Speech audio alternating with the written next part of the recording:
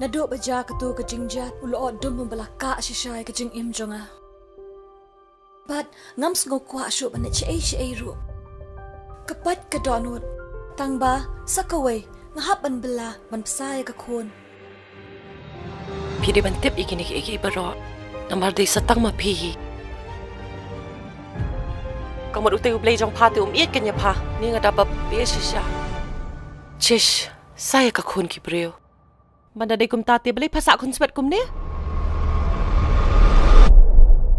Baka kalau abang lang kabas nusitam hakajing ilpi.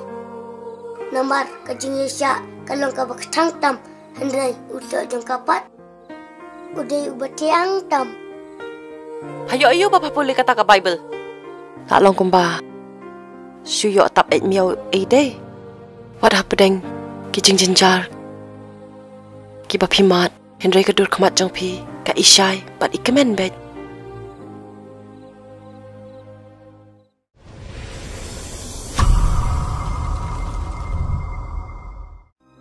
Sengap baka sengap, wajiyam syuk. Baka lada pipi jauh mat, ngaruk ngas musita. Dan bok pi kami.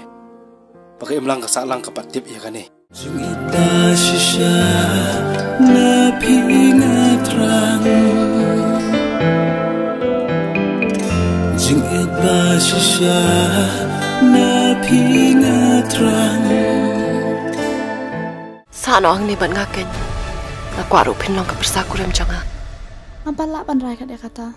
We have the award for the Best Actor Northeast Female for the year 2020 and 2021. And to present this awards, we'd like to request Mr. Sanjeev Hazarika, Debashmita Banerjee and Jitumani Bora onto the stage. There's been a slight change. Debashmita Banerjee is not here. So we'd like to request Mr. Konkon Jyotisaikia, DIG, Southern Range, Achar. This is the award for the Best Actor Northeast Female for the year 2020. And the nominations are... Mama, kelacak ka Bible jonga. Lang pinti dah kawai.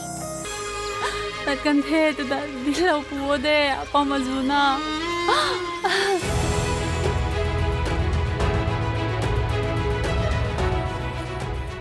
The award goes to Best Actor Female Northeast 2020.